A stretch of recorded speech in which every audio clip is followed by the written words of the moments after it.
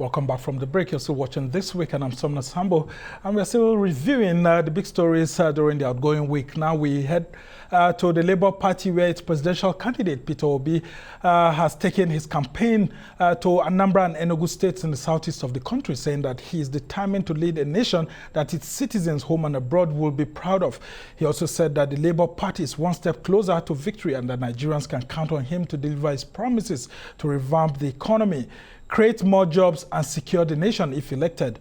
Obi was addressing a mammoth crowd at his presidential rally in the Coal City State. The carnival-like rally featured keynote speeches from notable leaders in the region. He also met with traditional rulers in Anambra State. Meanwhile, a Labour Party chieftain, Professor Patu Tomi, says the notion that Peter Obi is a stingy man is being misconstrued, saying that even if that is the case, Nigeria is in dire need of such a man to stop the economy from bleeding itself out. He says Peter Obi has the capacity to stop the current, quote, transactional government of the All Progressives Congress. All right, joining us virtually to discuss this is Dr. Abdul Mahmud, who is a member, he's a Labour Party supporter and rights activist. Dr. Mahmud is a Nigerian human rights lawyer and former president of the National Association of Nigerian Students, NANS, and he was a delegate to the 2014 National Conference. He's currently president of the Public Interest Lawyers League. Thank you so much for joining us from London. Now, let's examine some of the things that Peter Obi has been telling Nigerians. I mean, that they shouldn't go out of the country. Nigeria can still progress away from the challenges it's currently facing, and that he has the capacity and that he should be trusted and that he's closer to victory. It's just a matter of days. What do you make of that statement? Thank you for having me, Somna. Good evening, Nigerians, and happy New Year, prosperous 2023. Quite an impressive, if you like, profound remarks coming out from Mr. Peter Obi, who is the presidential candidate of the Labour Party. But I think more importantly, beyond the remarks you just quoted, for me, there are three things that I have chosen to define as the Obi effect as we embark on the current cycle of presidential campaign in our country. And if you come with me, democracy is about deepening and rooting normative values, moral beacons and guides.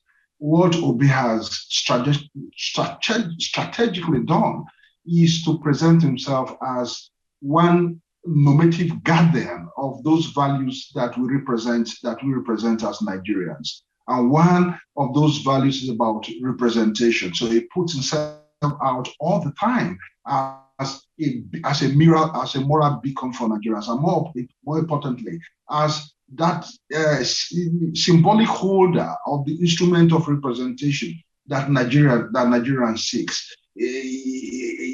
Either at your fora, the programs you present as Arise Television or on channels or any of the television networks in our country, is being involved in all the debates that we can put our minds to. And more importantly, as part of the Obi effect, and Professor Patu Tomi made reference to it. The whole business about the shrewdness of Mr. Obi. For me, it's about the instrumentation of democracy.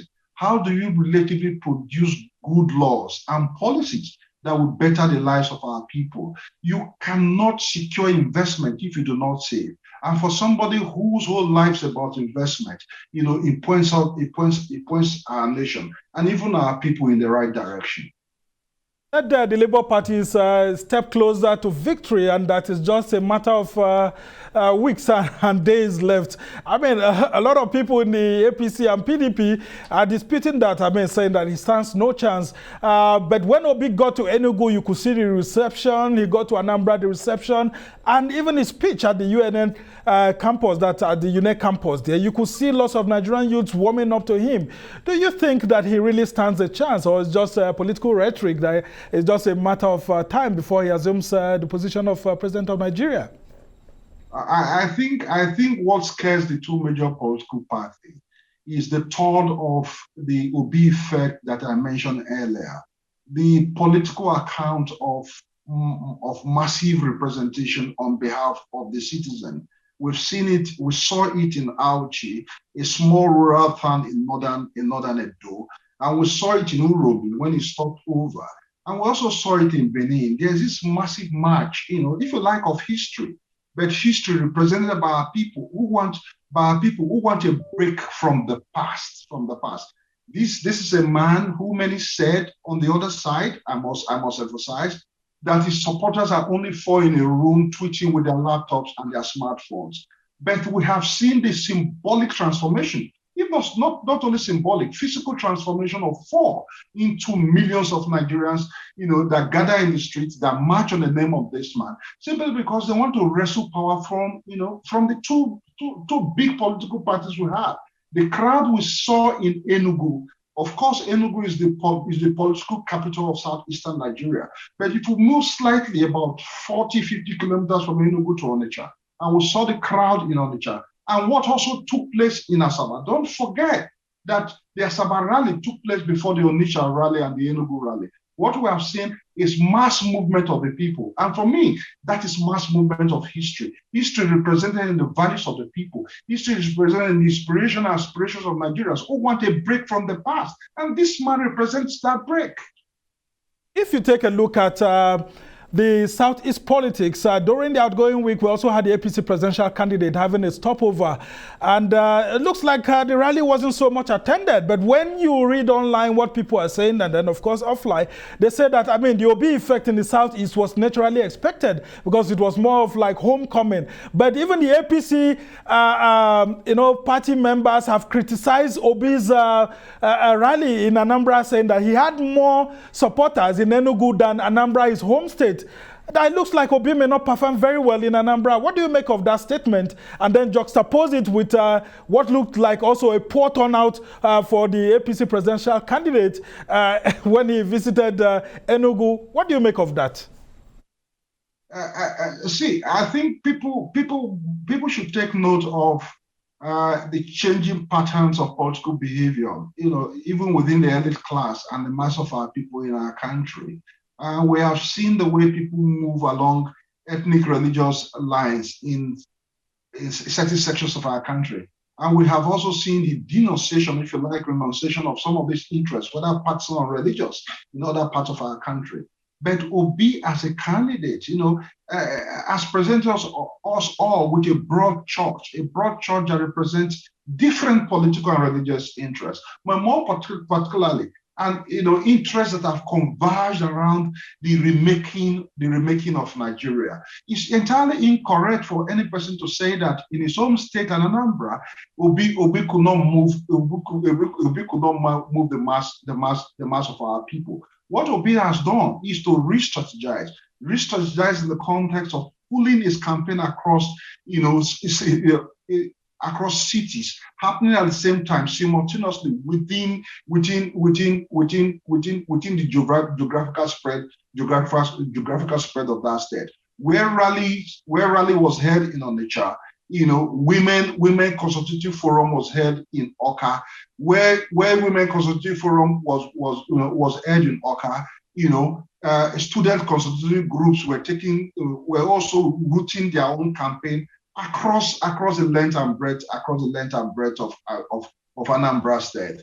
The mass of the people we saw in Anambra should not be used to gauge, the voter reaction or project what will happen on the 25th. Whether we admit or not, there's an aspect of ethnicity and religion to our politics. And for somebody who comes from that part of the country, it would be stupid, if not outright bunkum, for any person to say that he will not secure over 80% of the votes that will come out from Anambra.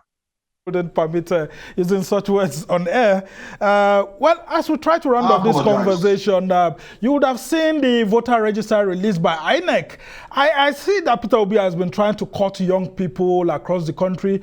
And of course, they fall within that demography of 18 to 34 and then 35 and so on. Do you think that what some critics are saying may not actually happen to him? That he may gain some good number of young people, but that he won't have the constitutional spread that's required. That's 24 states out of 36 states and FCT, and then 25% of those 24 states.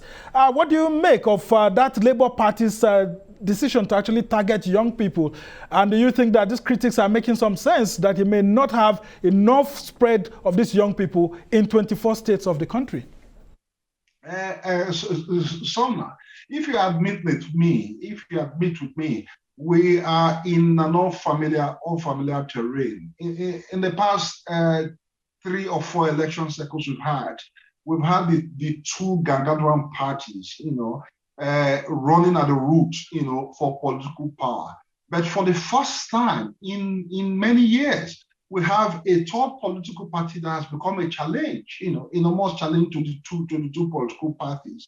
And for a very long time, almost 3 decades in our national history, we find ourselves having presidential candidates from the 3 major regions of our country: Southeast, Southwest, and the North. And if you split the North into 2, Northwest and the Northeast, And if you concede that religion and ethnicity are factors in our politics, it all fits into the point that I make, that we are more or less into an unfamiliar terrain. But because you pose your question around the inspiration of Mr. Peter Obi, it's incorrect for any person to say that yes, I concede that the galaxy, the backbone of his campaign, are the youth of our country. But don't forget, on the basis of statistics, what we see, what INEC has, has presented in the public space, we are talking of 39.8% of 93 million Nigerian voters who will be coming out on the day of the election, 25th of February. 29.8%, is a huge number. And if you take the percentage of women who are registered as well, and we are talking of 2 demographics, that will be essentially appealed to. So at the level of number, we are sure of the number that we're going to secure. At the level of the geographical spread, state spread across our country, I have no doubt that Obi has now occupied the national space. He appeals to different sectors of our country. He appeals to different segments. He appeals to different ethnic nationalities, religious group, and all that. I strongly feel that the 24.5% that our constitution talks about, that Obi is capable of securing it on the morning of 28 February 2023, that I expect the INEC will announce the result of the Saturday, 25th of February elections. Well, so many critics don't seem to be giving him that chance, just like you have said. I'm being confident about. But as we try to round off this conversation, Peter Obi is scheduled to be at the Chatham House on January 16. Tell us what you think will be the policy thrust of his conversation with the international community. We've seen Atiku Abubakar there, we've seen Bola Tinubu there, and of course, the INEC chairman and Kwankwaso also scheduled to go there. What do you expect for Peter Obi when he goes to the Chatham House on January 16th? I'll be speculative here, but we know Mr. Peter Obi's agenda. His 7-point agenda is already public space. I think at the level of speculation, if I read his mind clearly, that he will reduce the 7-point agenda to the 4-point agenda at the Chatham House. He will locate the influence and affluence of Nigeria within international affairs, and it will appeal to the international community on the need for it to understand the peculiar and familiar problems that confront our country at the moment, on the need for us to unite and reunite our country, and more importantly, on the need for us to secure Nigeria. Nigeria is instrumental to the progress of the Black race, of the African continent. If Nigeria is secure, the African continent will be secure. If Nigeria progresses, the Black race will progress. I think these are some of the things that I think that Obi will put on the table at the Chatham House. But more importantly, he will center his discourse around Nigerian economy. We cannot have an economy if we don't have a nation. Both are interlinked. Obi will appeal to the international community on the need for them to join hands together and unite, secure our country, Nigeria. That I think is what he'll be going to the Chatham House, I think on Wednesday, to present. All right, as we try to end this conversation, what do you foresee Peter Obi's potential presidency looking like if indeed he's able to win the election on February 25? Well, I try to run away from that if. We've gone beyond the level of if. My position is that Obi will win the elections. If he win it, he said it in Enugu, he said it first in Asaba, he reiterated it in Enugu, and he reaffirmed it. In Onitsha. He said, "Look, my duty as the president of Nigeria is to unite and reunite our people, is to talk to different groups who do not believe in the Nigerian nation, who do not believe in securing the Nigerian nation." So I think that the first thing that Obi would do, consistent with the policies they have already put in public space, is to secure and unite Nigeria. The only way you can unite Nigeria is not by moving needle in the haystack. It's not by mobilizing, the amanders of military armaments across our country. We need to talk to ourselves across our regions of our country. I think that's what Obi, is capable of doing. And he has said he's going to do it. Thank you so much. Dr. Abdul Mahmud is a supporter of the Labour Party and he's a rights activist. He's a Nigerian human rights lawyer and former president of the National Association of Nigerian Students, NANS, between 1990 and 1991. And of course, he was the delegate to the 2014 National Conference in Nigeria. And then he's also the president of the Public Interest Lawyers League. We must thank you immensely for joining us from London. And we just wish you all the best. And I just hope you will be there with Peter Obi when he joins you in London to actually talk to the Chatham House. Yeah, unfortunately, I will not be at the Chatham House. I have another program in the US next week, so I'll fly out to the United States. Okay. So thank you very much, Tom. Yeah, thank you so much. Happy New Year to all Nigerians. Yeah, thank you so much. Well, that's how it's been on this program, and you have another opportunity to pick up your PVC as INEC has extended the closure of the collection of PVC to January 29th. From me here and the entire team in Abuja, I'm Somna Sambo. See you next week again when we'll be coming back to review all the big stories that you've been talking about. Thank you for staying with us.